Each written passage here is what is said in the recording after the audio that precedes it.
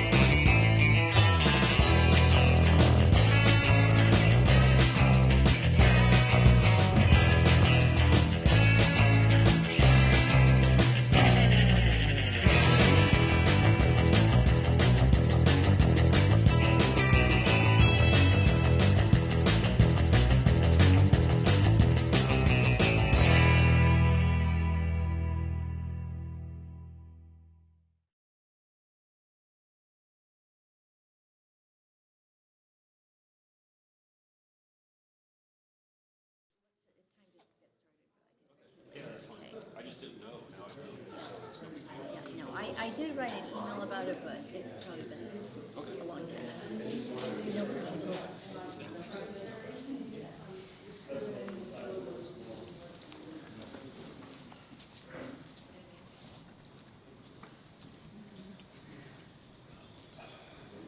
You're all right.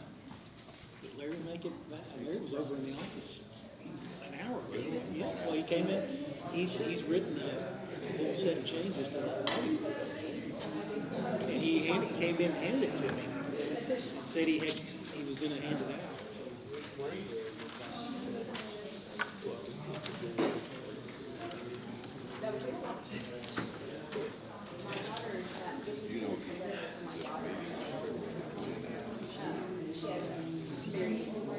Yeah, the windows.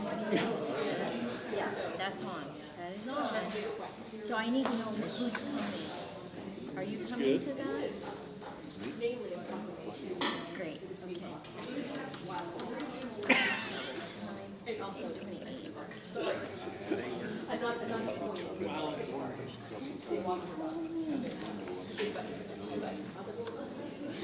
I didn't want to try to eat one of those popcorn.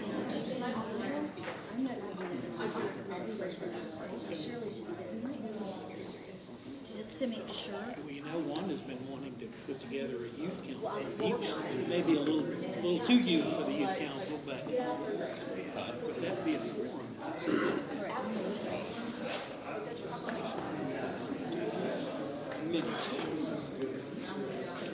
I didn't get a notice.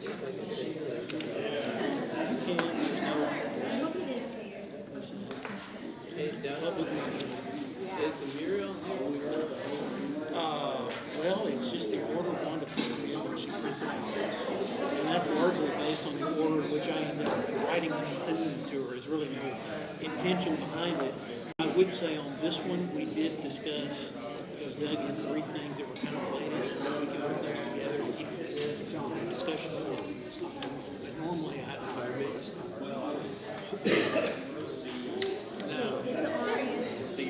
Here, Larry, it's recording, just so you know it's recording.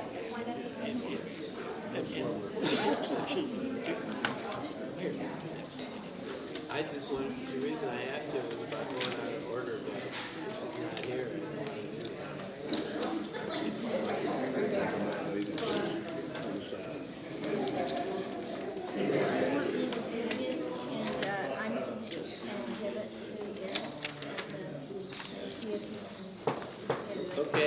let's call the meeting to order.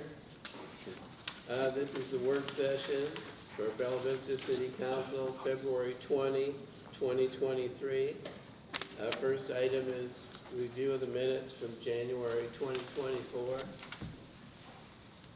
Anybody have any comments or anything? You can take your time and read them before the final meeting. Okay. Next item is ordinance A, amending Chapter 105 flood damage prevention of the Code of Ordinances of the City of Bella Vista to provide for planning commission consideration of waivers of certain requirements and for other purposes. Taylor, did you want to give a little background on that? Sure. This is a house cleanup, really just some housekeeping of our current development ordinance. Currently, state statutes require that anything that's on a zoning variance be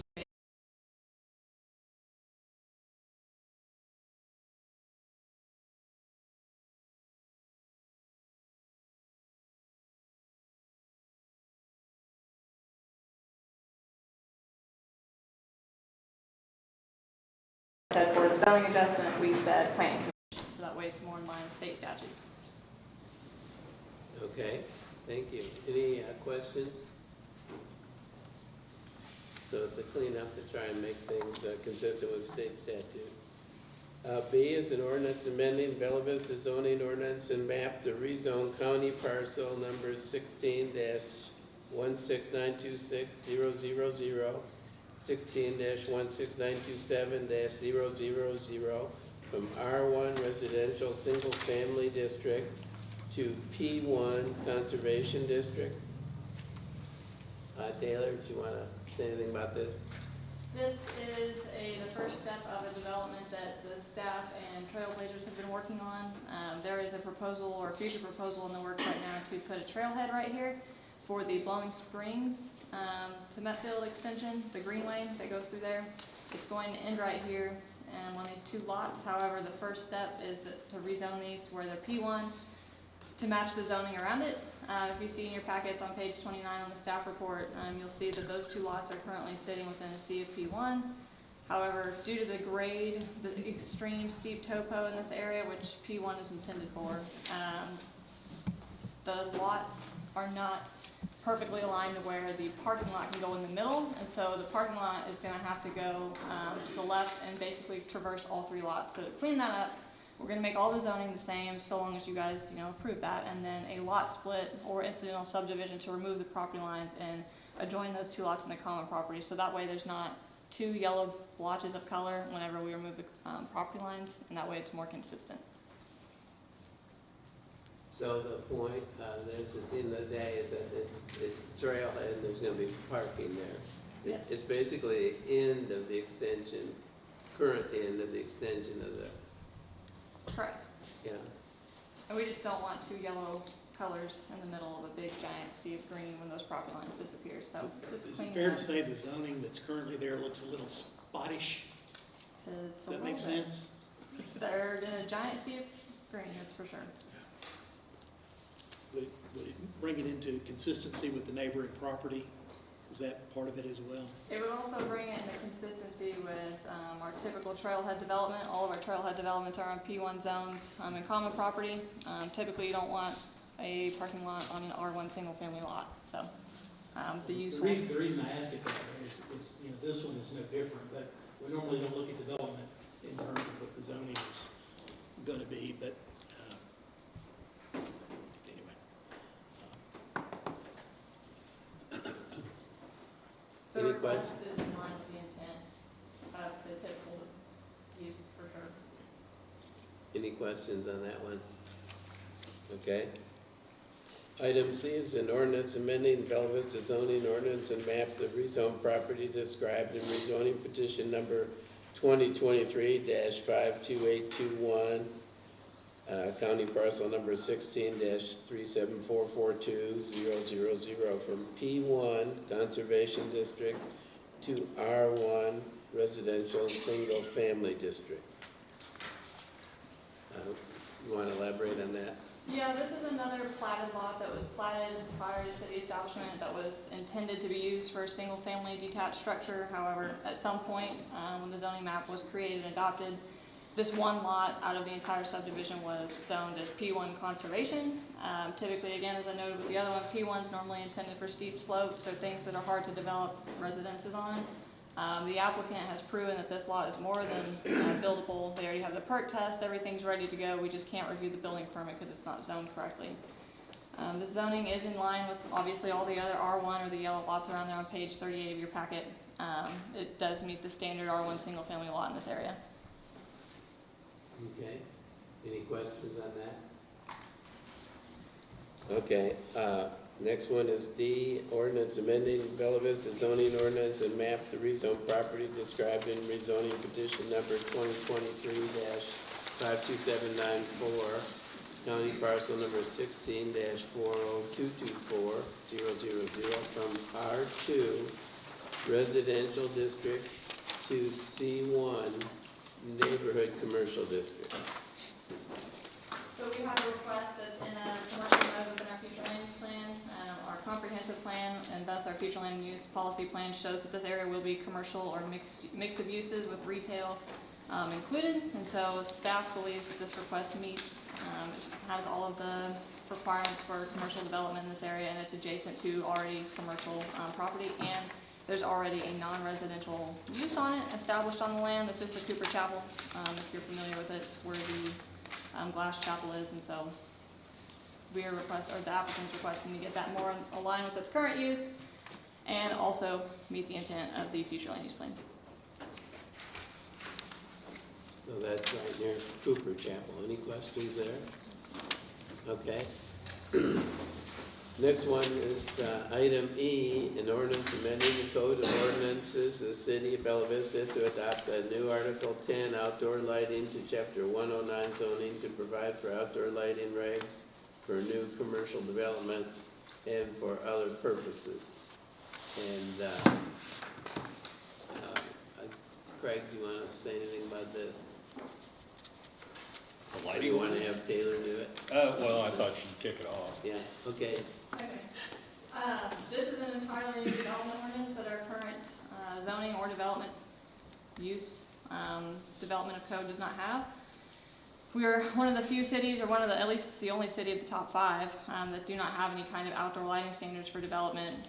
So lights can be pointed which way, they can be pointed up, they can be pointed out. And so due to the increase in development, staff and Councilman Honchel believe that it is pertinent to get something in place. This is a pretty basic ordinance. It's pretty similar to Bentonville and Fayetteville's, a mix of between the two, personalized for Bella Vista. Our future land use plan and our comprehensive plan also call out for a type of development standard like this because we are a natural city. Our comprehensive plan calls out many times that we need to get some ordinances in place to protect the natural aspects of Bella Vista, and dark sky being one of those, or the natural beautiful starry sky, whichever way that you like to look at it. But essentially, this proposal would go in the zoning code, and it would just require developers that are not single-family homes or duplexes to point and shield their lights down, especially when they're adjacent to residential areas like all of the C1s. That way we don't have outdoor parking lights or lights on the walls just pointing into someone's backyard and their kitchen window or whatever window they've got facing that development. So just trying to keep light down and off of adjacent commercial or adjacent residential properties is the intent of this proposal. Does this apply just to commercial? Correct. Yeah. Greg, this applies on commercial. What about that issue where the people were building the pickleball court in the backyard and we're going to? That, what was the deal on that? We can't regulate that? Residential design standards. We're prohibited from implementing any residential design standards. And so our neighbors have taken the position, and I think we are as well, but I think there may be some argument there, but the region has taken the position basically that implementing this kind of a regulation on houses would constitute a residential design standard that the state does not allow us to implement. So we're only doing this in terms of the commercial, that's why. So those people that, in that particular situation, what is their remedy? Any? I mean, the neighbors, Well, the remedy for them is if they've got a neighbor that's creating that kind of a nuisance for them, is to sue their neighbor if they've always got that remedy. Now, that's outside the city, of course, but I don't know that that the staff was able to look at anything that regulated that, because it was the kind of use that we, allows outdoor, backyard swimming pools, tennis, golf, putting greens, that sort of thing we've allowed. I'll let Taylor expand on that a little bit. Yeah, I mean, we have supporting uses in the residential zone. It's really common. We have putt-putts, we have swimming pools, we have all kinds of things, but we did. Our code does allow us to review grade or land alterations, so we did review a grading and erosion control permit for that, and then a retaining wall because they had to retain the dirt that was cut. But other than that, that was really the only two things that we could oversee in that specific instance, and we did. We applied our retaining wall and land alteration code to it. Yeah, the guy who lives next door, he's renting it from his son, and he's like the 20-footer away. And he said the other night, it was the first time they turned the lights on, they woke him like right out of bed, like lighting outside the house. Says it's that close, and they're just tall enough to make a difference. I'll just, they come to you because they want the city to do something about it. And, unfortunately for these people, the remedy is not for the government to do it for them. I mean, some people have these individualized situations where their neighbor is creating a problem. There's no doubt about it. I mean, I'm not going to say whether they win or not, but there's all sorts of potential civil remedies. Someone's got to pay an attorney. I understand that's a thing for them. But we are talking about people that own property, and we're talking about all this sort of stuff, and so they are not without anything they can do. Yeah, with out-of-pocket money. Okay, so just want to side conversation on this. So we're talking about the situation with the pickleball court, which has been an issue, right? And now there's noise, and now we're talking about lighting. The lighting situation doesn't just exist in the situation with the pickleball court. There are other issues, or examples, instances that I could cite, from residents in the community having an issue with the next door neighbor's lighting. We had a situation over at Scottsdale Golf Course. It's across a golf course, and I know the people very well that live in a house next door to a house. The wife was at home a lot, and the husband's a long-haul trucker, and they literally had a light outside. You could land a plane by it, right? So I just want to say that this issue doesn't exist just like at a pickleball court. There are other instances we could cite, and I think I brought that up maybe to Jason one time, and we had exactly the same conversation we just had right now. So, we get lighting complaints from other people as well. Another example was on the east side, not too far from your house, lighting that somebody rented a light from Carroll Electric, and then the neighbor complained that they wanted a dark neighborhood, and so this was interfering with their night sky. Yeah, they couldn't sleep. They needed bigger curtains. I mean, it's not unique. So Craig, you're kind of always on the cutting edge here of new things. Is there something in particular that brought lighting to your attention? Well, that was the only thing that I was going to say, was that kind of the thrust behind this. I live on the north end out in the Highlands, and every morning I drive by the storage units with the spotlights. That was the concern, and then a perfect example is the proposed ordinance, ordinance item D, rezoning residential into a commercial district. That's one thing that people talk about all the time is, bringing revenue into the city, and it's going to require that we develop commercial areas. With that in mind, this is just looking ahead. This is strictly to commercial only. We can't do anything about residential anything. So this only speaks to commercial lighting. And what this is going to, hopefully what this is going to do is make everyone happy. This is just going to establish a framework for developers to adhere to. And it's nothing far-fetched. Taylor did a ton of research. If you've read the packet, I mean, I think there's 70+ pages of information that she's provided. This is not outside of the norm or the realm, like she said. Other cities have very similar ordinances. This doesn't require anything like specialized lighting or anything like that. It's just a basic guideline and a framework that we as a community are just putting in place for development. I'm just trying to think of commercial locations that would, right now, that have, let's see, the car dealership is not in the city, convenience stores and. I think the things he saw that bothered him actually were in James. They were in James, Missouri, but and it made him realize, hey, that we didn't have if we don't anything. make a rule, we'll have something like this. Well, because that's, the Dollar General thing, or I guess I don't know if I should pinpoint them, but that brought, that came to my mind that, I'm not saying that they would, but they could have any kind of lighting on those buildings, projecting outward, up, whatever. This isn't a dark sky anything. It has nothing to do with any of that stuff. This is just a framework and basic requirements just for screening and downward projection of lighting. Do we have any commercial locations that this would apply to? I mean, whatever their lighting is now doesn't change? This is for new development. New So development. the projects that are, the properties that are now, they are what they are.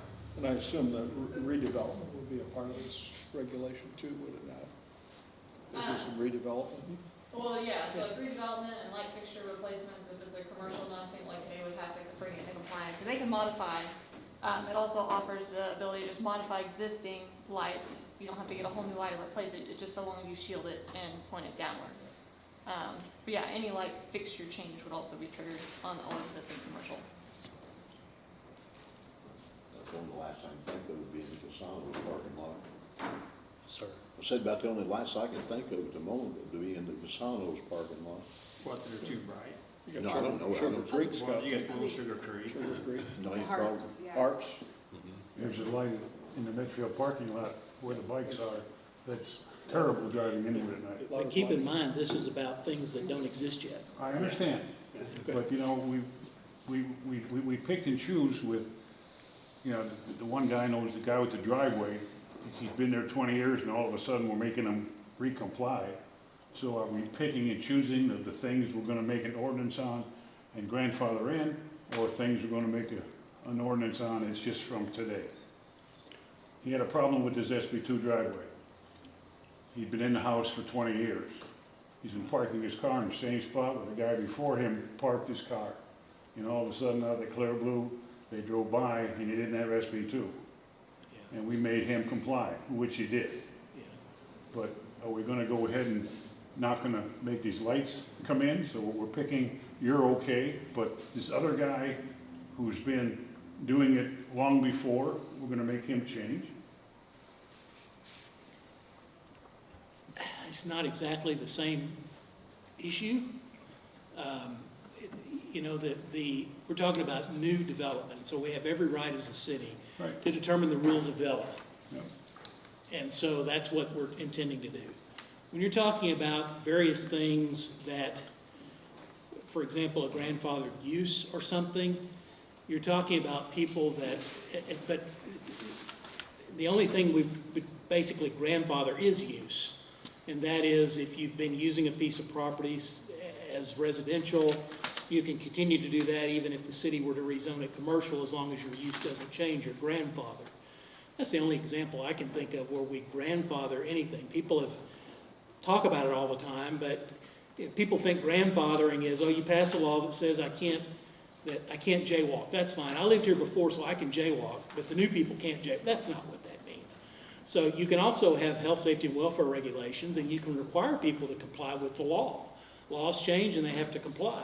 They're choosing to want to park cars in the yard. You know, they don't necessarily have to do that, but if you're saying if they want to do that, then they have to put gravel down before they're allowed to do that. We can regulate where cars are placed. So it's kind of a whole different set of rationale. I mean, why do we make a rule that, I mean, I know generally you're I saying. know where you're going, and Okay. this guy's there so well, and he's since passed away. Well, I'm not, But, you know, but that. I'm not making any comment about his particular situation because Yeah. I don't know it. You know, that's what it seems like. Okay. You know, we're gonna make this, you're okay back here, but you're not okay here, and this other guy, well, you're not okay, but we made this, now we're gonna make you come up, so. Well, I mean, for example, I mean, we can regulate parking on the street. Somebody's been allowed to park on that street forever, and now the city's erected a sign that says no parking. Well, how, I mean, you know, the laws change, and so now he can't park on the street. I And got so you. it's akin more to that than, I got you. okay. And just to clarify, this isn't just creating an ordinance for the sake of, No, I know what you're doing, I don't have a problem with it, okay. none whatsoever. And this is just looking down the Right, road as a and I community. understand, I don't have any problem with what you're doing, none. Okay, So I have a question, sir. Taylor. So we're having a zoning analysis done, right? And we're gonna be presented, I guess, some of that here soon, right? Some of the findings or some of the recommendations, or at least some preliminary, right? And then, as part of that, it includes design standards for commercial properties, right? Which, this could be a part of that. I don't know, I haven't seen it yet. Could be, right? It's already been called out that we are missing an important development standard, Okay. and they called out lighting as one of them. Right, so we're probably gonna see something on this in the not too distant future anyway, but I would add, so again, we're looking forward, right? We're not looking back.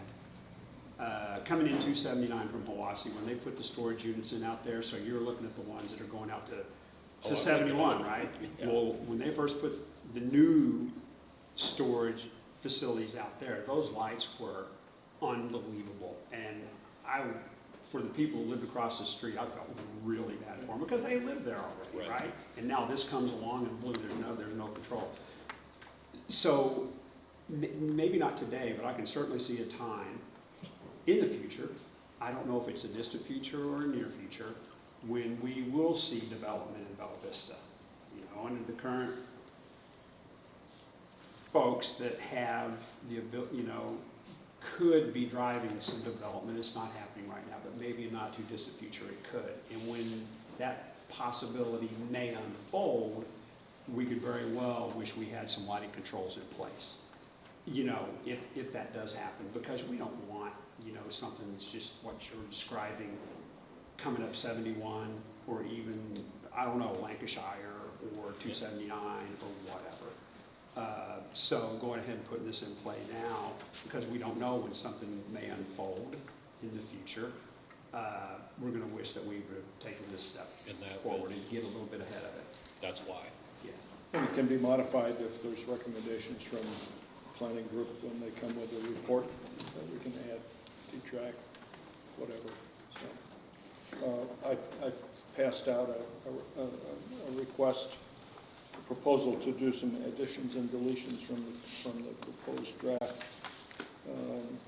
On the front page, as you go down the margins, you'll find a vertical line that shows that some addition or deletion has occurred. So that's a key or catch your attention. There's something done here. The first one, which is under section 289, point number 1, it's my error. I inserted a section there, took it out, and the word from is deleted. The word from should remain. It's my error. Number 2, I've added from improperly selected, placed, aimed, applied, maintained, shielded outdoor lighting fixtures to clarify and expand what the coverage would be. Larry, shouldn't that be unshielded?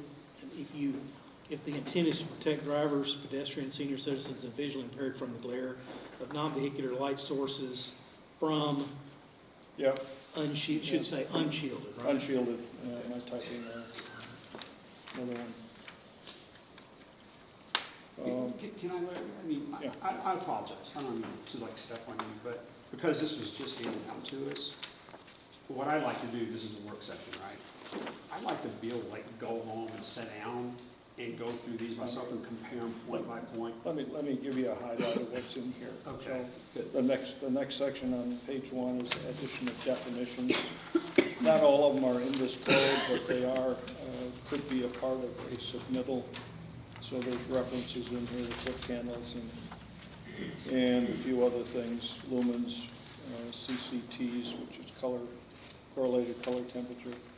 On the second page, in the middle, applicability, it adds discussion about maintenance, applicability of maintenance, applicability of non-conforming. And then the next item is exemptions.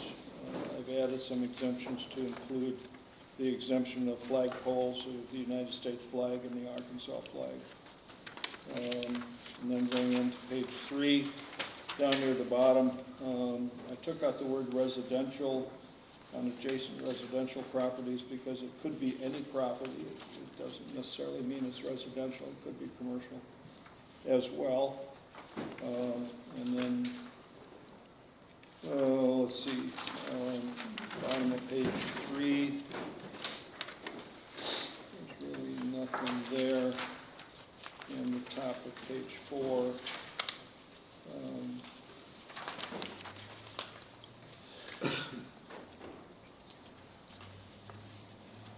So that's kind of it.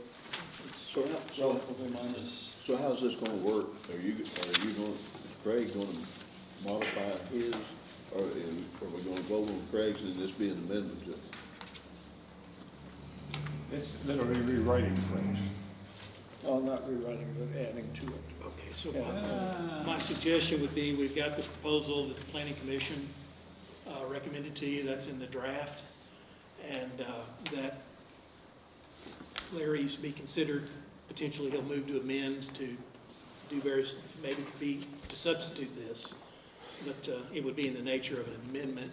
I think that would be the most orderly way to take care of it, less confusing way. And that way you can have a full discussion on your proposals, and there could be a vote on your proposals, Larry, in terms of, see where people stand. On page 4, the item that's there is the operation of searchlights for advertising in some areas, and it goes in a cycle of whether businesses who open up want to choose that searchlight thing. It's usually on for a couple of nights or maybe a week. It might even be for just a single night. And the question is whether we would accept that rather than prohibiting it is the question mark. In other words, it would not be just blankly allowed. It would be processed through CDS and the planning department, allowing for it like a permit. But whether we disallow it completely or allow it under certain conditions. So it's a question. We don't have to deal with it now. We can leave it as it is, let the planning recommendations as they come forward allow for it. So I've noticed there's one change that I intended to make, and it'll be in the agenda for next week.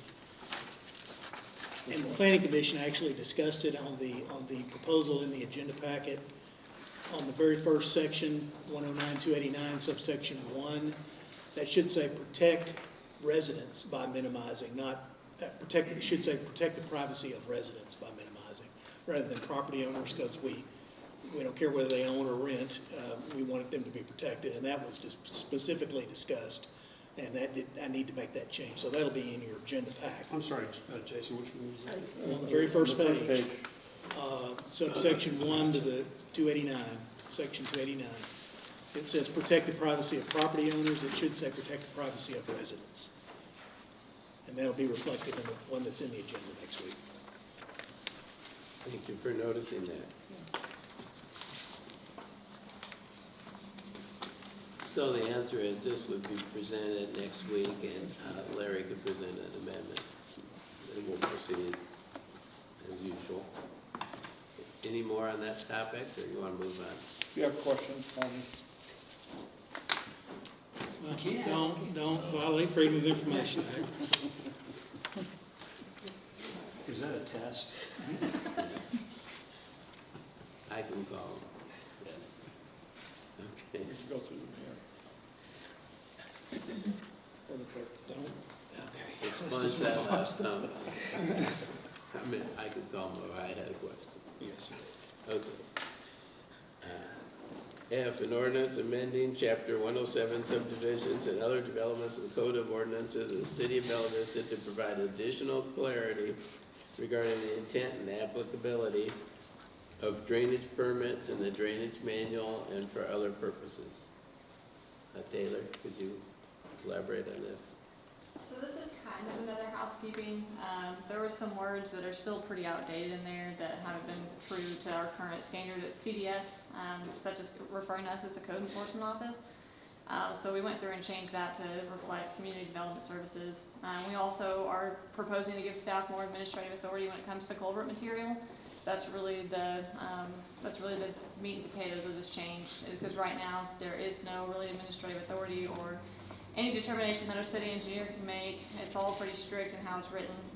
However, other cities, actually almost every single other out of the big four city, allows their city engineer to defer from case-by-case basis when it comes to the type of culvert used, whether it's HDPE or CMP or HDPP or any of those natures. So basically, it still says, that we would prefer CMP within the public right-of-way at all times. However, the city engineer is able to administratively vary that on a case-by-case basis as needed.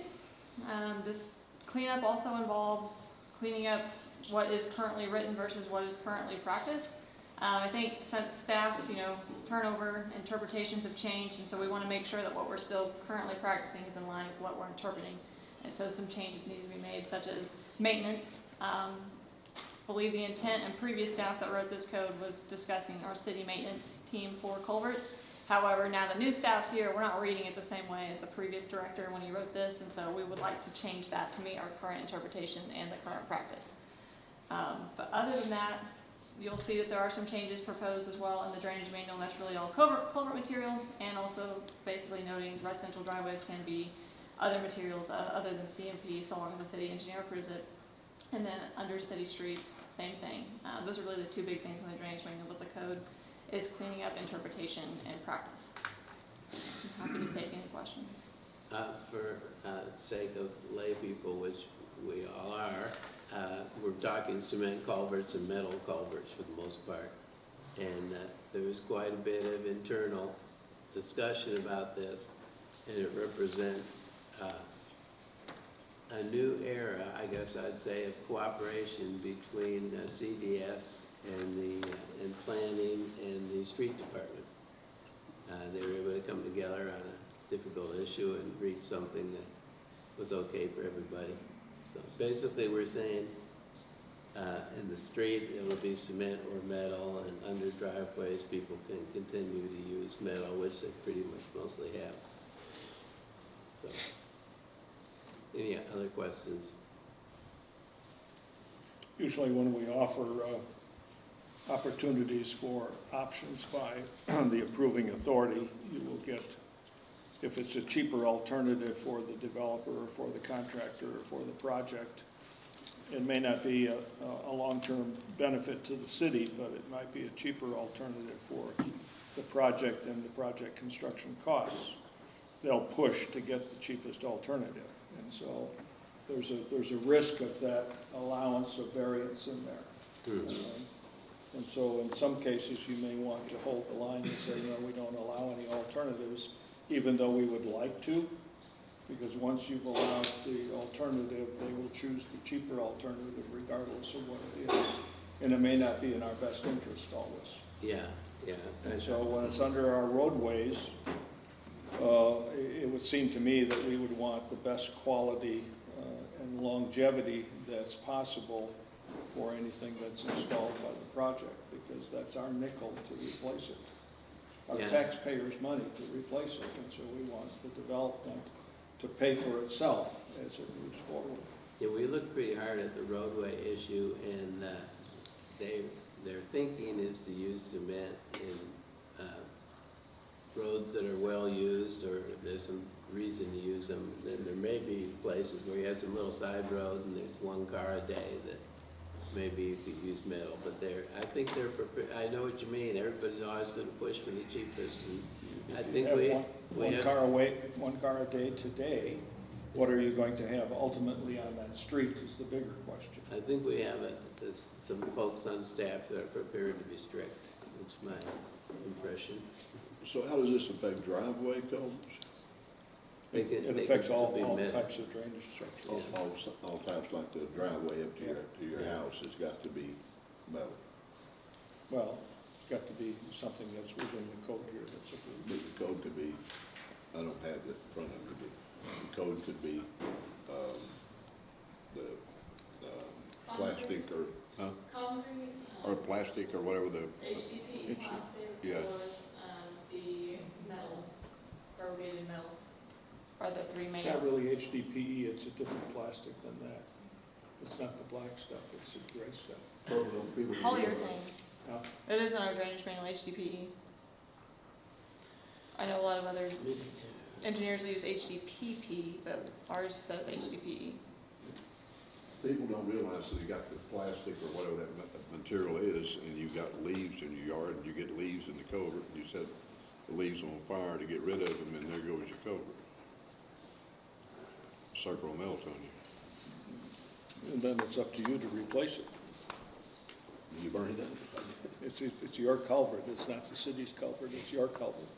The driveway culvert to any business or private home is up to the property owner's prerogative. Even though it has to be built to a city standard, it's up to the property owner, whether it's a business or residential, to maintain that culvert. It's their ownership. The city only is giving them permission to put it there. And the state is giving you a permit, a written permit, if you want to do a driveway on a state highway or county. So, but it's still yours and you're responsible for it. I think a simple example, what can go wrong is I guess it's Chelsea Road, the westernmost Chelsea Road. They had a metal culvert that was completely underwater all the time. And it was, that's why the road was closed down for so many months. They waited for the lake to draw down before they could fix it. And it was as far gone as any culvert I've ever seen. There was almost no culvert left because it was all metal and it was underwater 24 hours a day. So corrugated metal pipe comes with steel and different types of coatings. So the coatings provide the longevity and the cost.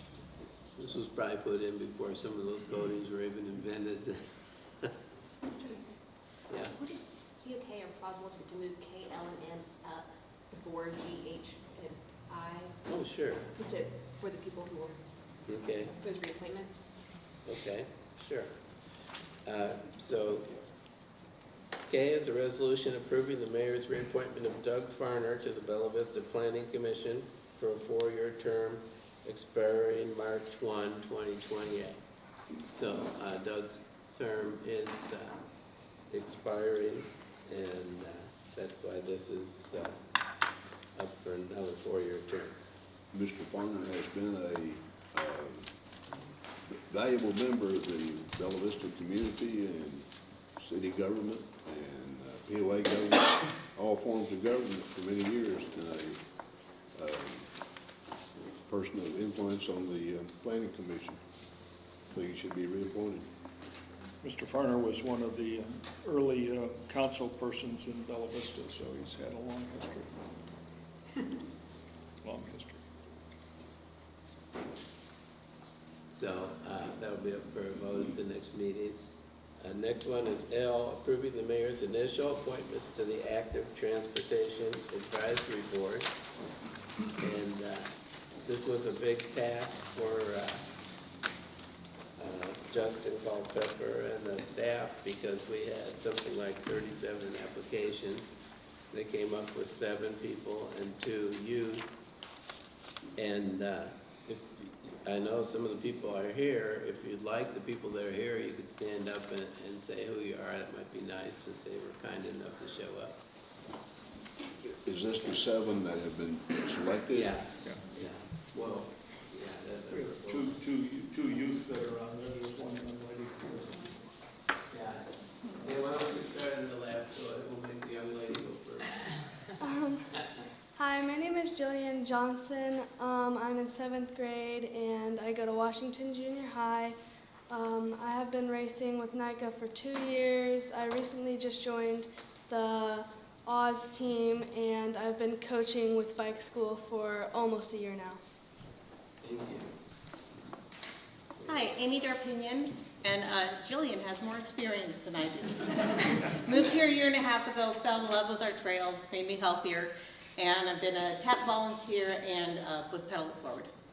Thank you. Hi, I'm Natasha Brand. I've been in Arkansas 11 years and 7 of them in Bella Vista, and I've been involved with active transportation in a lot of ways in Bentonville, originally with Bike Bentonville, the State Walk Bike Ped Coalition, and Bentonville Moves. I worked for IMBA and FAST, and I love to hike the trails as well, so just wanted to continue that in Bella Vista. Where are you from? England originally. I'm Abigail High. I'm at Artisan Middle School. I'm in 6th grade. I'm on a bike club. I race for NICA. I'm in the student council. I'm in FCA leadership. Thank you. Thank Very you. good. Hi, my name's Jonathan Ely. I'm a professional engineer, been designing trails for about 20 years. So live here in Bella Vista most of that 20 years and really gotten to enjoy the trails as they've developed over that time frame with my kids and wife. So happy to be a part of the future.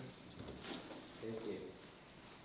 Christy Perry. I am thrilled, honored, delighted to be able to participate in the advisory board. I've been living in Bella Vista for about 2 years, and I'm more of a sort of a behind-the-scenes person. I've worked for elected officials and in nonprofit fundraising and communications for about 25 years, including some organizations that work on active transportation issues. So I really could not be more excited to be doing this. Thank you. Thanks. I'm Wendy Taylor. I've been here in Bella Vista since 2005. I am currently the Marketing and Outreach Manager for NWAC and the Bike and Trail program. So we have a bicycle technician program and a trail technician program that I market for recruiting. And I'm also the resident e-biker. I bike from Bella Vista here at Blowing Springs to NWAC once a week. So it's about a 9-mile one-way trip. So. And I'm excited to be on the board. Thank you. All yours, Ken. Kenny Williams, 4-year Bella Vista resident, lifelong active transportation commuter, and professionally I run a local nonprofit called Pedal It Forward, where we focus on getting bikes to people in need. Thank you. Years ago, my dad retired to Bella Vista for the golfing. I came to Bella Vista for the cycling. My name is Chris Stockman, and I'm a lifetime cycling enthusiast. And as a part of that, for 30 years, I commuted by bicycle to my workplace in the suburbs of Chicago. So got a lot of little commuting experience. I'm retired now from a corporate job, but I'm really active in the community, volunteering for different things. I'm a part of the Trailblazers Trail Adoption Program. I help out at Pedal It Forward. And I was on the Bella Vista Recreation Committee for 5 years. So I'm looking forward to kind of transcending from that to this active transportation board. Thanks very much. Appreciate it. Sounds like the committee did a bang-up job in choosing good people. Yeah, it's really Say that the other applicants were not good and qualified. made for a hard choice for them. There were so many people interested. It never ceases to amaze me all the talent there is in Bella Vista. No matter what field you bring up, it's just astounding. It's really great. And it's great so many people are interested in being involved in the community. Yeah. Were you going to more? Yeah. I was just going to say thank you guys, for volunteering. I mean, there have been times in committees, commissions, we have a difficult time filling the positions sometimes. We have to actually get out and beat the pavement to find people. And to find the enthusiasm for this it's really nice. We really appreciate it a lot. So I could tell there's a lot of enthusiasm there as well. And thank you for the 2 younger people too. That's really cool. So thanks for being part of it. So the official vote will be next Monday at 6 o'clock when they have their regular meeting, okay? So that'll be when it's made official, okay? 6:30. No, 6 o'clock. 6 6 o'clock. Officially. Yeah. Okay, thank you. M is a resolution approving the Bella Vista AMP Commission's appointment of Muriel Garza as an industry position commissioner for an unexpired term ending July 31, 2026, due to the resignation of Don Harris. Mr. Harris was a manager at Harps, and I think Muriel might be here. She is. She's right over here. Muriel, you just want to introduce yourself? Yeah. I'm Muriel Garza. A little bit about myself. My family's pretty plugged into the community, whether it be serving in our pharmacies as a pharmacist, engaging in the schools. I'm a mom of small children, working on the trails or at the biking events, or even providing a fun experience for our tourists through our short-term rentals. So I'm super excited that you guys would even consider me for the AMP committee. I want to thank you guys for that. Yeah, that's pretty much it. Thank you so much. Well, I just to say, John and I actually met with Muriel for about 40 minutes today, got to know a little better, getting her a chance to get us to know us a little bit better and talk a little bit about the AP Commission. Did you mention you had 3 short-term rentals here? Short-term rentals. Yeah, and we're kind of close to Huntley Lane, right? Correct. Right off Gravity, zone, off of Huntley. Yeah, so, and just so you'll know, it's a requirement that the AMP Commission considers candidates and have a conversation. We have to vote to approve, which we did, before it moved forward to the step for the final city council vote. So, yeah. All right. Thank you, Muriel. Okay, let's go back to G, ordinance requiring candidates for election to any municipal office, City of Bella Vista, in addition to any other requirements, state law, to file campaign contribution expenditure reports with the Bella Vista City Clerk in sufficient time for voters to make use of such information prior to the beginning of early voting and for other purposes. Doug, do you want to? Yeah, I mean, I'll speak about this a little bit. Jason might have to help me out with a little bit of the legalese, but this is actually something that I don't understand why it hasn't already been written into the Arkansas state statutes. The voting timeframes have greatly changed, over the last, I want to say, few cycles. We moved into this early voting period, and sometimes it can, be not just a week, but 2 or 3 weeks in advance of the actual, election day, election period. And right now, the campaign contribution form and expense sheet is not required to be submitted until 10 days before the general election. Well, you could already have 2 weeks of voting occur. And just in the guise of transparency, I think it is only fair that candidates, should reveal their sources of contributions and then how they spent that money prior to the general election before people actually start voting, because it definitely could influence how they vote in an election. And so we're speaking about this just here in Bella Vista, specifically right now, but I'm aware, like the business too in Bentonville, when it was, people were made aware that it was a particular council candidate for, I believe it was for city council, when it was revealed where the sources of his contributions were coming from. It completely changed the complexion of that election. So I just think this is just to me, something that just makes sense. I had Jason research this for me to see if we could enact an ordinance like this, because there are Arkansas state statutes that give guidance to elections, and he did that research for me, and we do have room to be able to enact an ordinance such as this one.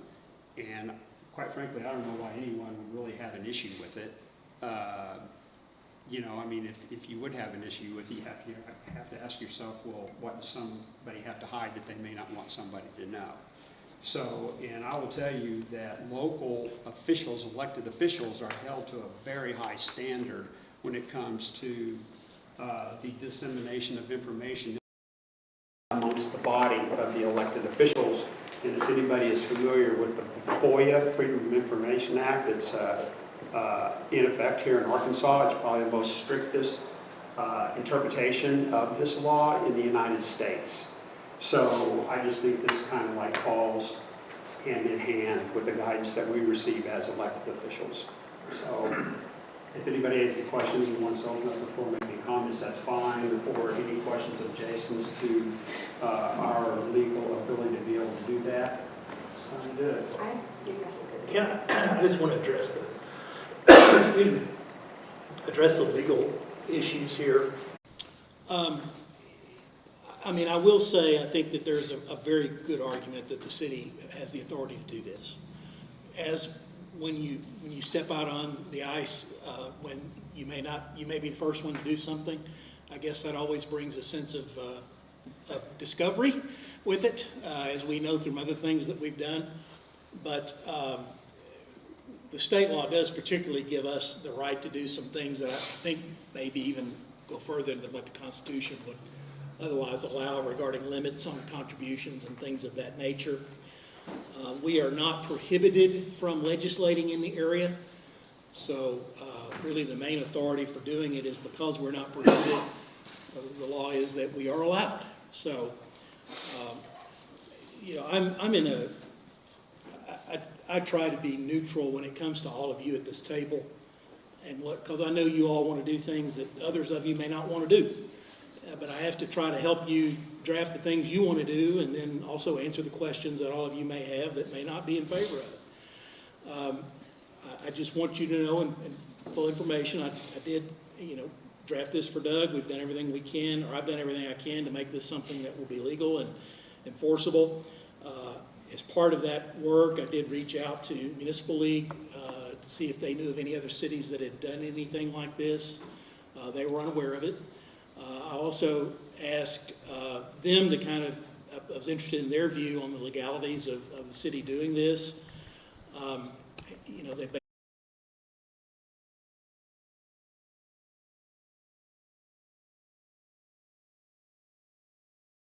communicated to me, and which I've communicated to Doug, is that they said that if cities get into this, they would expect that the state would come in and either keep cities from getting into this or make changes to the rules to accommodate the concerns that have been expressed. And that's part of what gives rise to the resolution you see further down on the agenda here. So what this does is, to the same extent, basically using the same type of form that you do now, you've just got to file one of those with the city clerk 7 days, 10 days. Excuse me, no later, well, hang on. No later than 7 days prior to an early voting period. And then there's a 10-day if there's a runoff and things of that nature. So it doesn't change who has to file. So in other words, if you didn't raise enough to where you would even have to file a county report, you wouldn't have to file a city report either. So those exceptions are built in. What has to be reported is the same that would have to be reported pursuant to state law on those forms. So that's what the draft is intended to do. You'll see, you know, there are a lot of whereas, and that's just laying out various justifications and reasons that I know Mr. Fowler was concerned with, but also to potentially clear legal arguments against it. So that's what all that's about. The meat of it is on the second page, the 3 sections that are there, and just, you know, we say, make clear in section 3, this isn't a substitution for what you have to file with the county. It doesn't abrogate that. You still have to file with the county what you have to file on their timetable, which is set by the state. That doesn't change during those time frames. So, make sure that's clear as well in the proposal. So that's my legal So it says here, so it's changed in, it says here insufficient time for voters to make use of such information. So that's been changed to within 10 days? No, it's been changed to 7 days prior to early voting, where right now, you can have early voting at the start, but the disclosure, the filing with the county would come after early voting had begun. Well, 10 days prior to Right. the general election is what's required now. And of course, early voting is about 2 weeks now at least. So it's filing the same thing, only earlier. I will tell you there is a lot of support for this. And it's not like I have done a litmus test here recently with a lot of people, but after our last election cycle, there was an article written in the weekly Vista that I'm going to say just kind of opened some people's eyes. And people were asking, they were not happy, quite frankly. Any person that I have mentioned this to since then, and I have recently, it's just I haven't gone out and tried to survey 100 people. But the feedback is almost to a person is, it just makes sense. Why wouldn't you have people submit their campaign contribution and expense forms prior to the early voting? Why would somebody have an issue with revealing, where their funds are coming from? So. I'm not familiar with the Weekly Vista article. What was the crux of it? What was it? Well, it talked about one of our state senator here in Arkansas contributed money to the local mayoral campaign through a PAC called Arkansas Wins, I believe is what it was called. And so anyway, it just mentioned that in that article. The reality too is that in local elections in Bella Vista, Northwest Arkansas, I think in total, Little Rock, I believe they have by party, I'm not sure. Usually the huge cities in the states are they're party affiliated, but we are non-political, nonpartisan elected, so we should have nonpartisan participation. One of the candidates that ran received a large donation from the Republican Party. I don't know about the Democrats, if there was any Democratic contribution. What's this, nonpartisan, non-special interest, yeah. Driven by any one, group of people trying to influence the operations of the city. Sir, I have several questions. All right, so is there a penalty if you do not file? Well, the way this is drafted, there's no unique penalty for it. Well, we can't really ban someone from the ballot or do anything like that. This will be made a part of our city code. Theoretically, we do have a general penalty provision in our city code that would allow someone to be fined if they did not comply. So it would fall into the general fine provision if someone did not do that. Okay. Next question is, because we have to file with the city clerk, if there's a contested race for city clerk, how would they work that out? They would file it in their own office. With the other witnesses, I guess, another... Well, it just gets filed. I mean, there's... Because it's weird. It's weird. I mean, it's weird when you all have to vote on what you all get to pay yourselves. I mean, that gets weird too. But she's the city clerk, and so right now she files a statement of financial interest, and she probably fills it out and then sticks it over in her official records, and it would be the same sort of thing with this. Awesome. And it mentions that the candidate must file, but it doesn't mention, does it have to be the candidate or can be a representative of the candidate? Well, in section 1? What if you have a financial committee? Or your spouse, or a friend, because you may work a 9 to 5 and can't make it up to the office to drop off paperwork. Well, I mean, it says the candidate must file, so, if you want to allow a candidate or a candidate's representative, that could be clarified in the draft, and that might not be a bad idea, especially if someone's going to, if campaign treasurer is going to come and file it or something like that. Would you be open to me making that slight change before Monday? Okay. If I remember correctly, our campaign contribution and expense reforms, they have to be notarized, right? They do, Yeah, but they'll be they're signed by the candidate and notarized. Yeah. Right, and then so actually acting just like what's set forth in the state statute, so the same requirement will be there, as long as it's signed and notarized by the candidate or representative. Sometimes I don't the candidates committee. Yeah. Are the current ones filed with the city clerk or the No. county? No. Filed with the county. So if this passed, you'd file with the city clerk such and such a time. Then you'd file with the county, whatever's required. 10 days prior to the general election right now. That's the official report for the state Yeah. requirement, is with the county. And then, I know you mentioned speaking to the AML, did they have a position on this? Officially, you know, they only take official positions when they vote in general at the conferences. Mark Hayes, I emailed him, and he gave a very short comment, and he just said, I wouldn't get into that. Okay, That's what he said. that's what I figured. So Larry, you said that the nonpartisan election and the Republican Party made a large contribution. Is there something wrong with that? I don't know. I didn't suggest that there was. I'm only saying that we're candidates and we run nonpartisan, meaning we don't run as a Democrat, we don't run as a Republican, we don't run as an independent or a libertarian or whatever party you want to be affiliated with.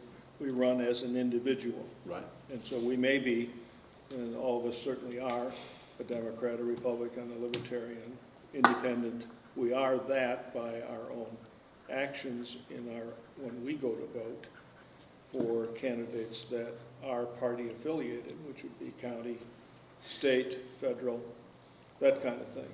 But I'm saying that relative to us in our local position, we are not affiliated with a party, and like after you, it doesn't say R after your name, or D or L or I or whatever. So I'm still the question, what is the Republican Party making a contribution to a candidate got to do with it? Maybe they like the candidate. There's nothing that bars or Nothing that prohibits it. prohibits anyone from accepting money from anyone. If there's an issue with it, that's going to be in the eyes of the beholder, right?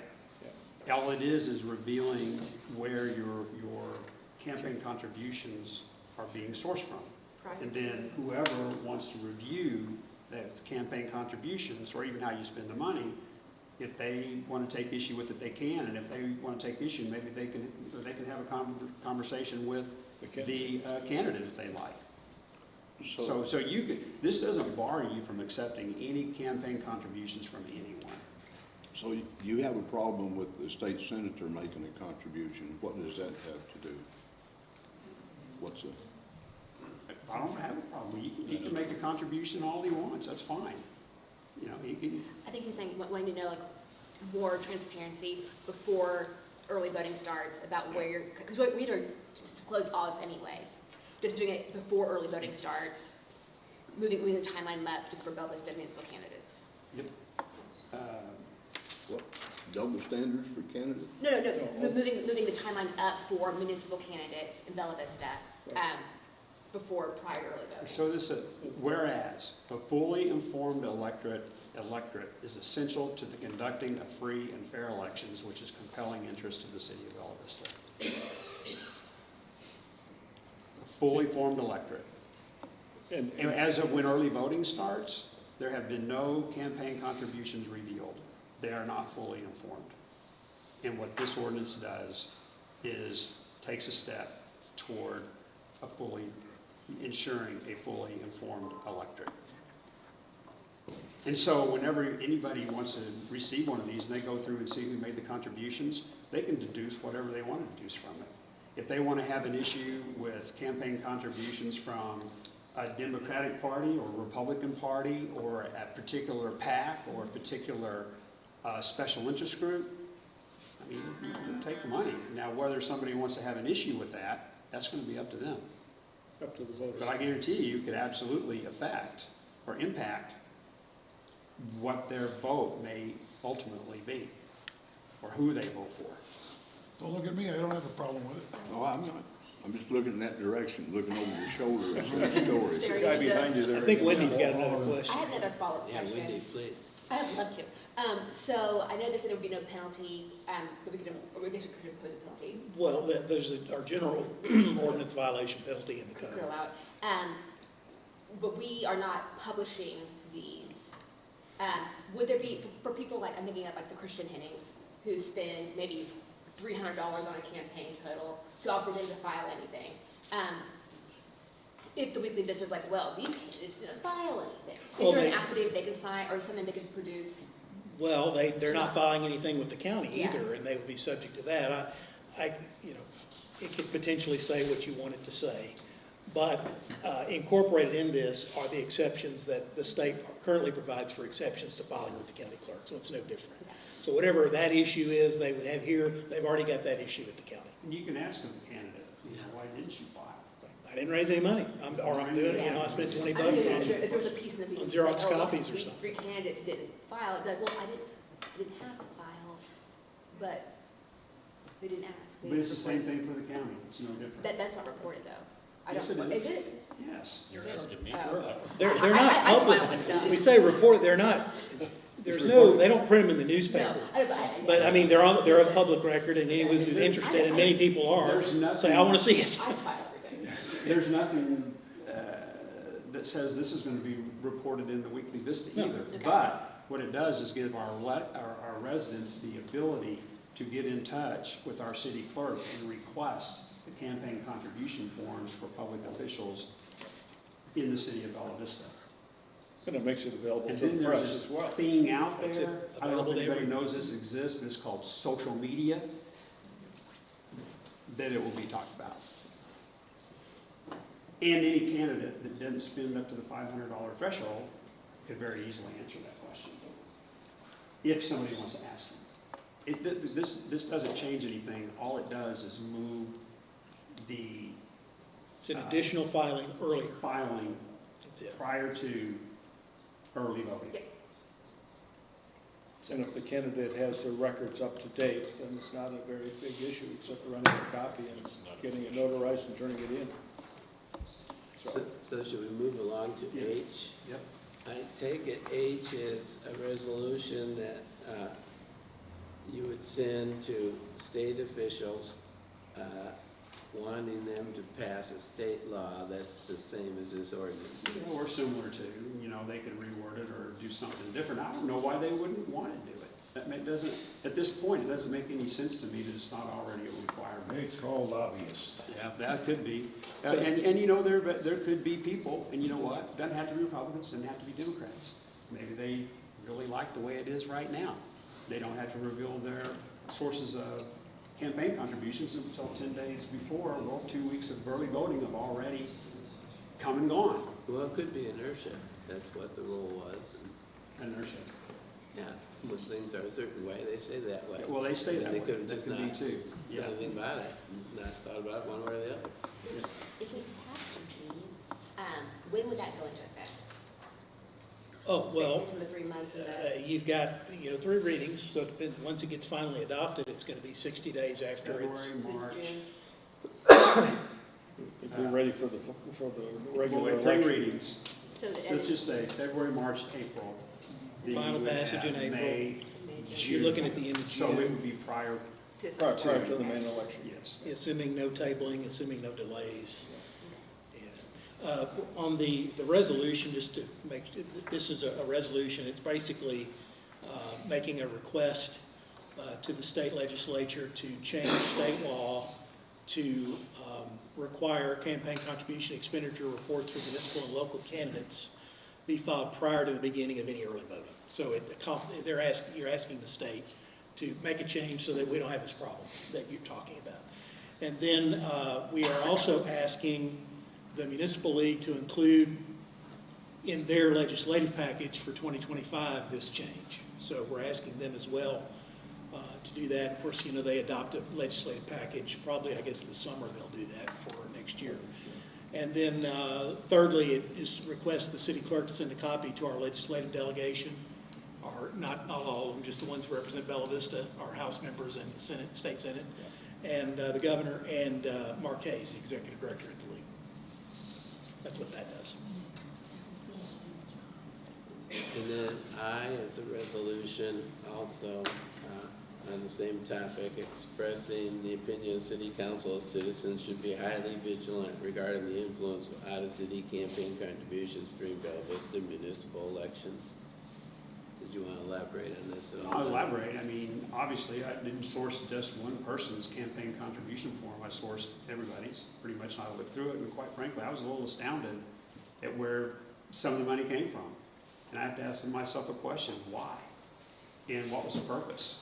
You know, and then, you know, you see other things besides just from where the money's coming from, but you see like a group of people seem to be supporting each other, right? And you got to be wondering what's taking place with those conversations, and is there some decisions that have already been made that if they're elected, they're going to do this, this, and this? Don't know. Can't say for sure, but it sure looks funny, you know. And if any, I'm not going to sit here and go through person by person or contribution by contribution of what I saw, and I also researched some of the individuals and the PACs that made some of these contributions, and a little troubling to me, quite frankly. We are an independent body. We're neither Republican or Democrat. We make decisions for the residents of Bella Vista. And not, when you say not property owners, a property owner can be a resident, but a property owner is not always a resident. We make decisions for the general benefit and well-being of the people that live here. And that is what we should be thinking about, period. And I don't believe anyone should feel pressure to vote a certain way or make decisions in a certain manner because they have received contributions from a PAC, a person, a special interest group, or whatever, particularly if it comes from outside the city. This does not say that you cannot accept those contributions. That is solely up to you. All it says is be mindful of what you're doing. If you're going to accept it, you need to stay independent. Well, it just, you know, let me clarify, because the resolution itself is an expression of an opinion by the council. You all can express opinions about anything under the sun, but if you adopt this resolution, you are expressing an opinion as a body that citizens should be highly vigilant regarding the influence of out-of-city campaign contributions during Bella Vista municipal elections. That's what it does. So it's an opinion about how vigilant citizens should be. So it doesn't adopt a rule or restrict anything. You said you review these contributions, you found some things that were troubling. Like what are you talking about? Well, I mean, you can source the report yourself and you can go through it. I mean, I haven't and don't particularly want to. I just wonder what you found that it was troubling. I found, you know, like, I guess it's a public document. Anybody can read it. So, like, contribution from a gentleman named W. Ross Little that doesn't live in Bella Vista, probably never scared our city limits more than likely. Lives in Springdale, quite frankly, can't really locate exactly where his residence is, but his contribution, I think, almost went up to like the limit. Bobby Ballinger, right, son of Bob Ballinger, who was a former Arkansas state senator, lives, I believe, in Combs, Arkansas. He's a contractor. $1,000. You know, why is he contributing money to Bella Vista? You know, and again, I mentioned Arkansas Wind PAC, I think is what it was. You know, that is basically a PAC formed by Bart Hester, who's a state senator. He's a contractor developer, you know, making contribution of money. We had 2 city council candidates that were part of the contribution to the mayoral race, plus a city council member. And you know, just watching all this form and take place, you know what? I can't make absolute comments about what I think was going on, but I can sit here and go, what is going on here? So I'm just one person that lives here, but I can tell you that I'm not the only person that looks at this and goes, what's up? You know, why this is unprecedented. You know, why is this happening? And you know what? There were a multitude of other people that made contributions too, and I have no idea who they are. They weren't very big contributions, and maybe they just support the candidate, and that's fine, right? But in the guise of full disclosure, right? people need to see these documents before voting starts, and then they can make their own deductions or conclusions about what they think may be going on. If this is just, you know. Well, you made an issue about a contribution that I made to a mayoral candidate. Right. But you didn't say anything about the contribution that I made to the sitting mayor. Well, that could be anybody. I'm not going to go through every single person, every contribution. The Republican Party of Northwest Arkansas made a contribution to one of our, to a city council candidate. Northwest Arkansas Board of Realtors, they're very active in elections. Yeah. You know, they call you up or they contact you and they don't even ask you when you can come down and have an interview with them to consider them making a contribution toward your campaign. They basically set a time for you and say, this is what we want you to come and have a conversation with them.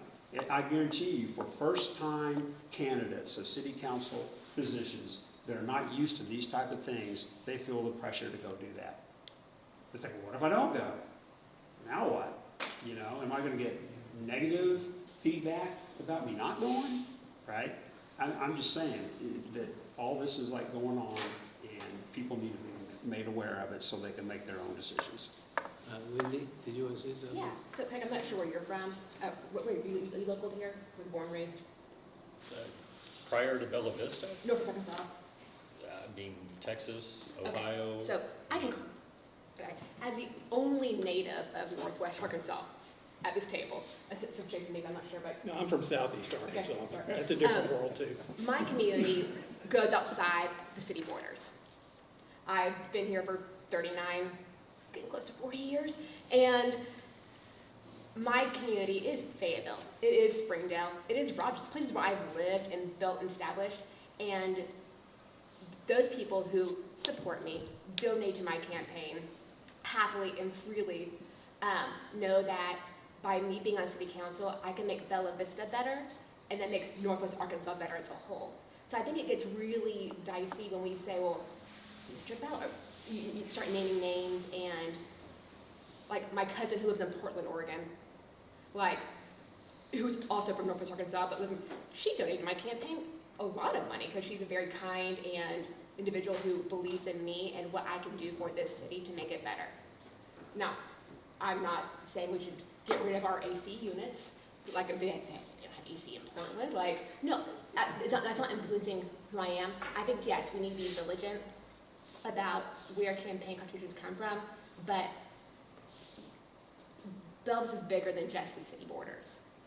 We have communities and ties, and also I think it's hard pressed that, like, as somebody who definitely needed campaign contributions, because if you don't know, running a campaign is expensive, and I ran a tight budget as I could, but it's expensive. There's signs, there's maybe a t-shirt, there's advertising on Facebook or social media, there's banners or whatever you want to do, and it costs money. And as somebody who has a family of 5 and personally will want a single income home, we cannot shell out the, I guess, $4,000 I think I raised for my campaign out of pocket by ourselves, because we have other priorities, we have bills to pay.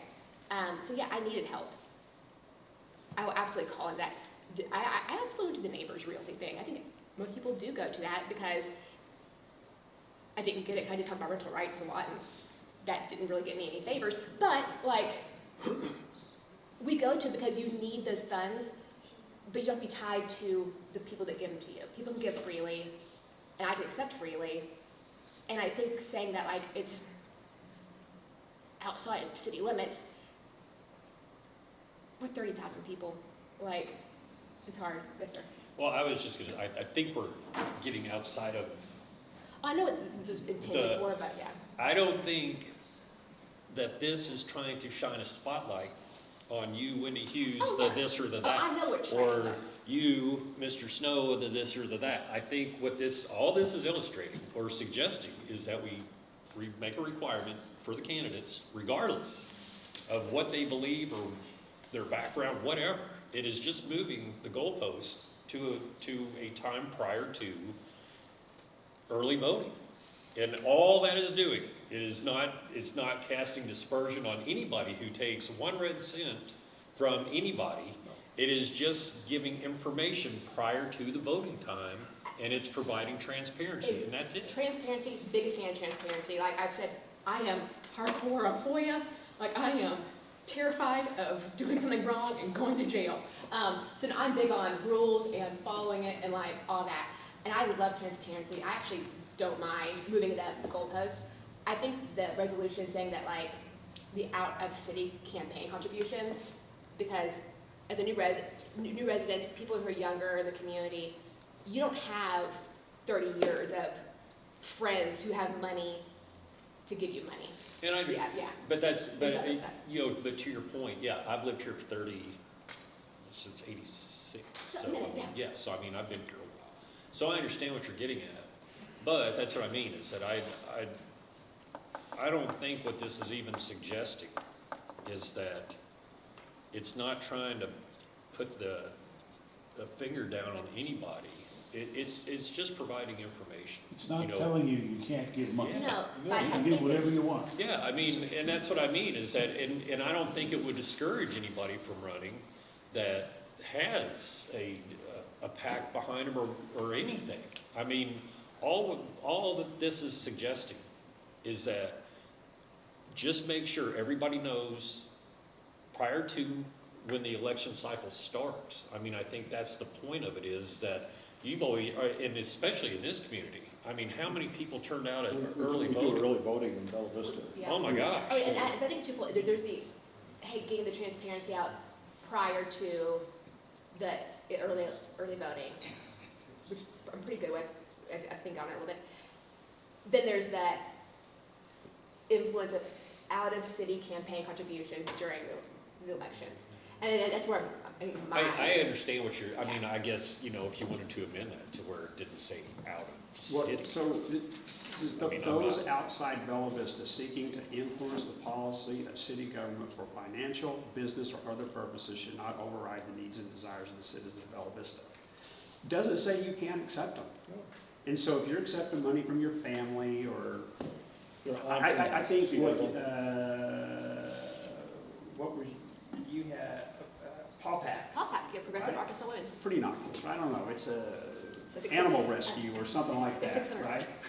So if it is a family, I mean, you can simply put, like family, I mean, you can notate, where the money came from. But it's not telling you can't accept any funds. It's just like, just be wary of accepting money, in the case it may influence you. But I'm saying, so anyway, this is here. We had 6 people. It's a resolution. It's not an ordinance that has to be read 3 times. You can sleep on it if you want to amend it, that's fine. If you want to vote for it, fine. If you don't want to vote for it, then that's fine too, right? So I'm going to leave it, and it's going to be there. If somebody wants to make an amendment to it to make it more palatable, I'm all ears. I'm open to hear it. It only makes contributors' information to a candidate available to the electorate before the early voting begins, so they're informed or can be informed. Well, subsection I doesn't do that. Subsection I says, gee, I think you ought to think about this before you vote. There's like a million things you should think about before you vote. And for some reason, we're going to make a resolution about one and not mention the other 995,000 you should think about. It's odd. Any way you look at it, whenever you make, and if you make a contribution, someone makes a contribution to your campaign. My Uncle Joe that lives in Billings, Montana, if he wants to make a contribution to my campaign, that puts him under scrutiny now. It doesn't put him under scrutiny at all. It doesn't. It's public knowledge. Well, It's public knowledge, no matter where it came from. Mr. Howard put me under scrutiny for making a contribution to the mayor's campaign. It's public knowledge. Public information. It's public knowledge. There's no scrutiny there. Anybody can dig it out. Anybody out here can dig out what you did. But he did. He's just making a point. Well, you know what? Understand. If you want to take the initiative and go down and look at the filed campaign contribution forms, you can do that. Anyone can do that. John Q. Public can do that. I don't want to. Well, but that's your business. That's up to you. That's your prerogative. I think we beat this enough Yeah, for one night. You guys can think about it. Well, you know, that's my job, is when we get really carried away, let's go to the next We need to one. debate at the meeting next week. We don't have, I don't want information tonight. So. Next. Okay, let's see, on discussion item, oh, we got Jay yet there. Okay. All right. Then we're done. I'm gonna blame Wendy for that. Well, maybe true. Okay, J is a resolution adopting a revised planning and application fee schedule. You want to explain that? Yeah, the only change I'm proposing is the planned zoning district. Not sure why we did this a couple years ago, but we set it as a TBD, like to be determined. No other city does that. Every other city has a set fee. It ranges from $350, $725, $1,125, $400. It looks like Bentonville, basically they make their fee with a PZD or PUD is what they call it, Planned Unit District, the same as their rezone, because it has to go through a rezone process, so that's the intent with that. So I just copied that and just am proposing to make our PZD application $400 just like our rezone application. That's all. Is the only PZD we've ever had that place by the country club? The Dogwood Drive? Yeah. Yes, Okay. 2016. That was a very controversial rezoning, as I recall. Were you on the council then? No, I was not. I was a citizen.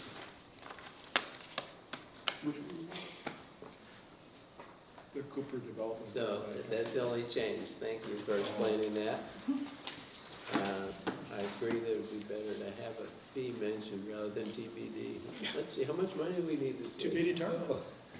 That's not good. So thank you for going back and looking up when the last rates were posted.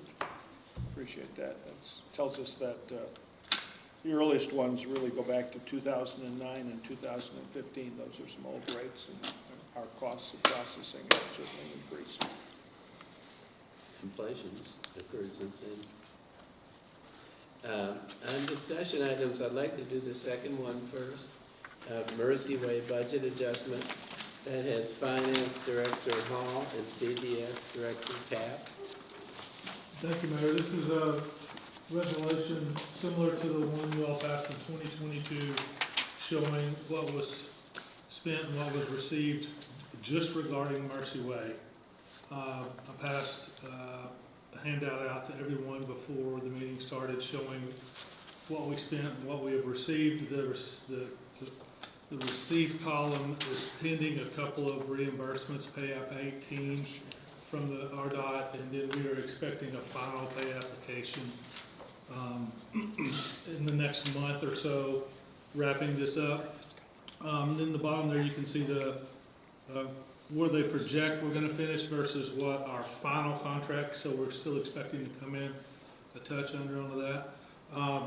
I mentioned in a previous meeting that to some of you that the final punch list was done. You know, we had a ribbon cutting final punch list, and during that, RDOT has found a couple of cross grades that exceed ADA, and so we just received a proposal from our engineer that they received from Manhattan Road and Bridge.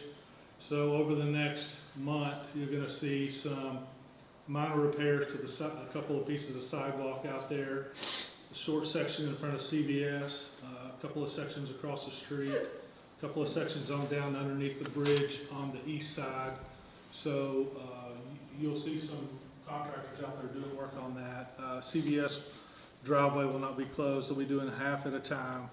But the trail across the bridge will have a short shutdown section of time. And once we finalize those, I'll get those to Cassie and she can push those out to the public.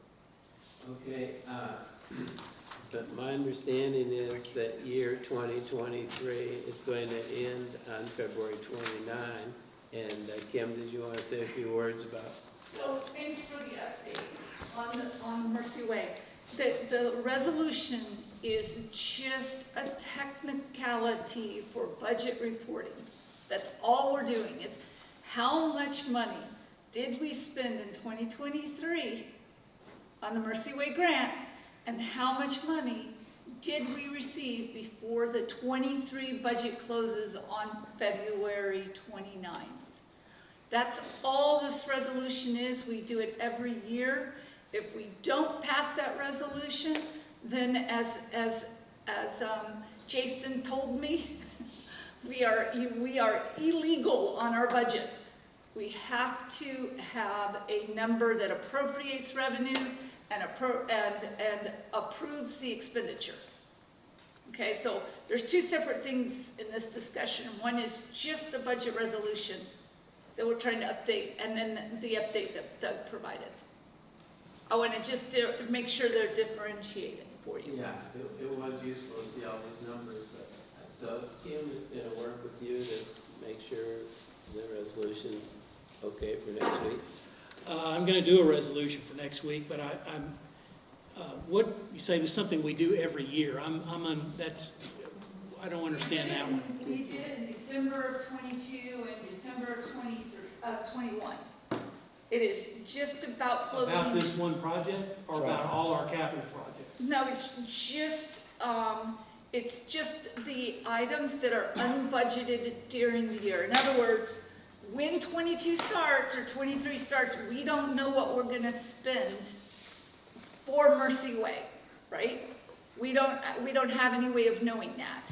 We don't know how much is going to get submitted to RDOT for reimbursement, right? And we don't know how much we're going to get back from RDOT. So rather than every year, what we just every year we just say this is how much we got, this is how much we spent. So we know approximately, we're really close. So on February 29th, we'll know because the year closes. Right, but we are guessing, and I think that's where Doug was going, is it might be the expenditures could be a little bit more, but if the expenditures happen in 24, then they will be in the 24 budget, and we will do this when the project closes for 24, right? And the same thing with the revenue. If we didn't get, in 24, if we get, let's just say we get $200,000 from RDOT reimbursing our expenses in 24, then we'll do another budget adjustment to close the project out. Does that make sense? Yes. Okay. Yes, sir? The reality is that you said we don't know, but in reality, we have a budget that says we have this much we expect to spend, we have this much we expect to get in grant money, we have this much that we expect to get from wherever, and then we have the city share, and here's the total that we expect in the project for expenses and receipts, and it's got a balance. Yeah, so just to clarify, we have a project budget, right? We have a project budget, and let's just say that the project budget was $8 million. We know that in between, there was $4 million, these are all estimates, just made up numbers. Oh, I can't believe I said that out loud. Anyway, but we know that there was $4 million left to spend. We just didn't know whether it would be spent in 23 or 24, right? So at the end of the year, we gather up all those expenses and we do the final budget adjustment and say, okay, we spent this much money. So now we have to go make sure that our budget has an adjustment for that amount. The project budget was already approved. All you're doing is reconciling that year. Bingo. That's what we're doing to the year.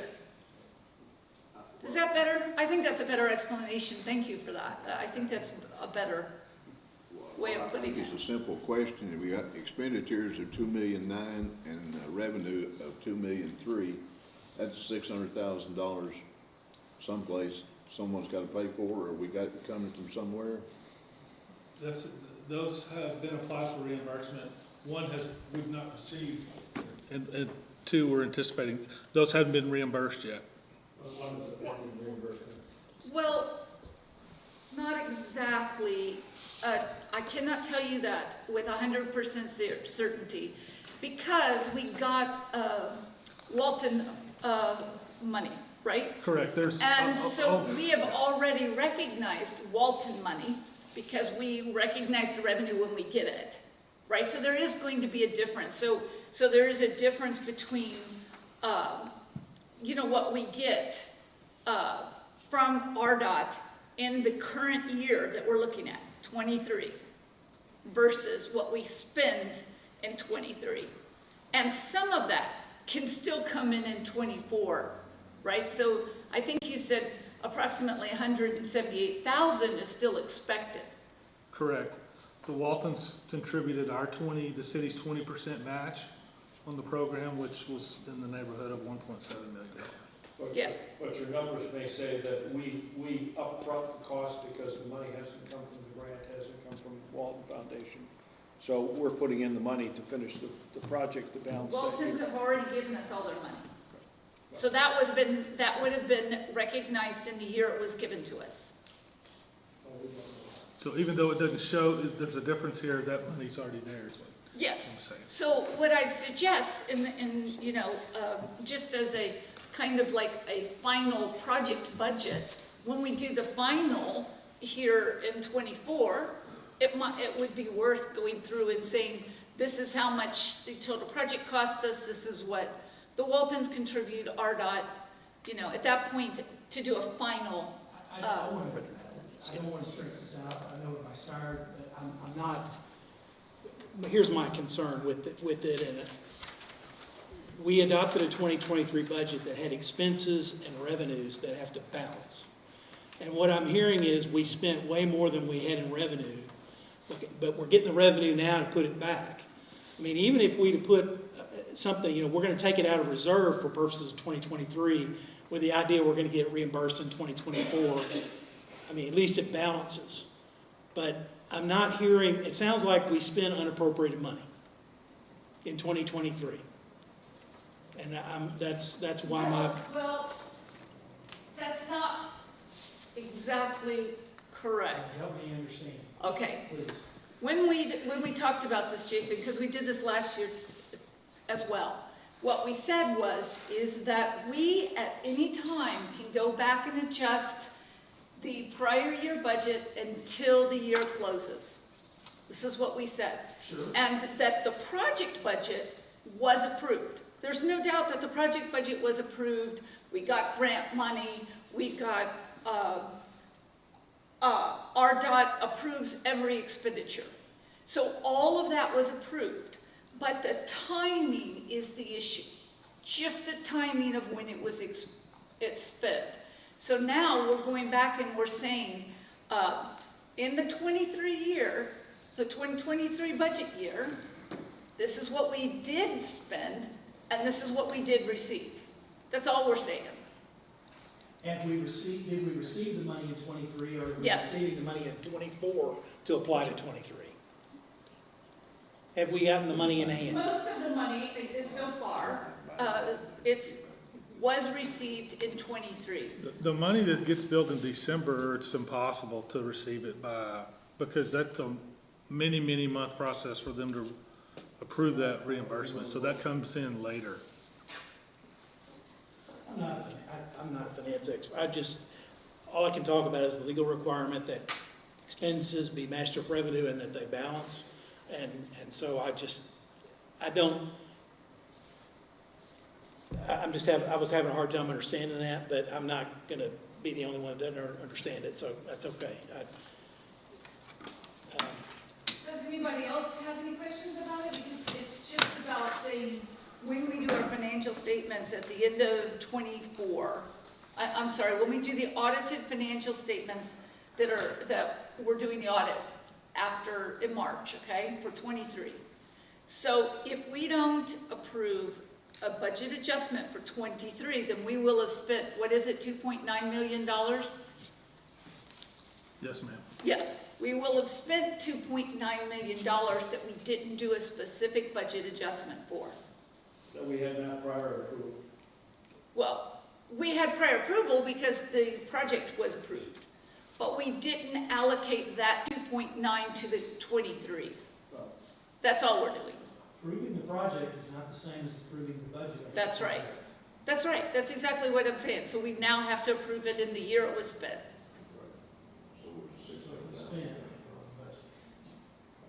Is there any way, can you guys just sit down and talk about this when you get back in the Yeah. office Sure. tomorrow? Yeah, it'd be good. And show them, because this, Okay, I mean, show Jason, you mean? yeah, Yeah. You know, if the council understands, that's fine. Well, I know what she's doing, but she's throwing out so many different numbers and so many different scenarios, now it's got It's Yeah. blown out of proportion. lost, right? But I understand the bottom line, what you're doing, because we've done it many times. Now, whether it's legal or not, I don't know, but I know what you're doing. Well, you told me it would be not, we would not be legally compliant if we didn't do it. Yeah. Yeah. Yeah. Thank you. Next discussion item is yard waste committee and a viable option for yard waste mitigation. Councilmember Hughes. This is super fast and simple. We used to have a yard waste committee. For whatever reason, it got disbanded, it's defunct. I wanted to see if you guys were okay bringing it back, with the focus of the committee being options for yard waste mitigation, including developers who are clear cutting and burning debris, finding maybe viable options that the city could provide or other angles to help get rid of that. Knock yourself out. Yeah, Like- the reason it got disbanded was because there was all kinds of ideas, but none of them were financially viable. Yeah, The city couldn't afford it, or it wouldn't work. absolutely. I would love to like hop back in and see what we can do to, because Are you focused on the developer side of it or all of it? all of it, I've had feedback from both. That started because I got a lovely conversation with a citizen who, like if you also read on social media all the time, people are complaining about a few things, but one of them being about the burning and development and the fires and the constant fear and worry and the air quality. And so that's been a big part of it, but also people is not having options for composting or other options for their own personal yard waste and residential. So kind of like a full encompassing. Sure. Yeah. Big problem is there's no place to take it. And maybe see what options we can figure out and sort out. Well, there is, you can contract for a yard waste pickup, which happens from April 1st to November 30th. And every time during those 9 months, they pick up once a week, and you can have as many units as you And that's want. be one option, but I think the committee could get together, have a little brain trust, and just like sit and focus and only focus like on these issues. And so I don't have a holler to blow them into, so I have to do. Don't do that. Don't blow into a holler. Well, I'm saying that that's, forced well, fires. What you do is you buy the lot next door and use it. Well, I don't have. Cassie has I'm- great it's built tips up. on yard waste mitigation, especially around Earth Day, she always puts out. It's beautiful, it's lovely. She just put it out here again last She week? did, and do not blow into a holler. That's bad news bears. But if y'all are agreeable, I'd love to have that come back and find people in the commit and the and maybe see if Taylor would be willing to help with this at all, as like a person who knows a lot of things, but also some citizens who are being very. Jerry, I'd like to suggest something about this. I went to a couple of meetings when you had a group before. And if you could give her the names of some of those people, because you had some really knowledgeable people on there that were involved in the business. I'd love to reach out and see It if they was would kind of be. like herding cats, so. Yeah, I like I just cats, remember so- that there were people, one guy that had to do with the Bentonville disposal. Yeah. I mean, he had people from the county and Lives whatnot The that really composting do operation things. down there? He lives in Bella Vista too. Yeah, so if you have any information you had or former members, I would love to reach out I to just them. thought it'd help her get going, The ball rolling. You got the list of those you can send. You bet. Are we done? I think, Motion to adjourn? yeah, that sounds good. We're adjourned. Thank you for your patience.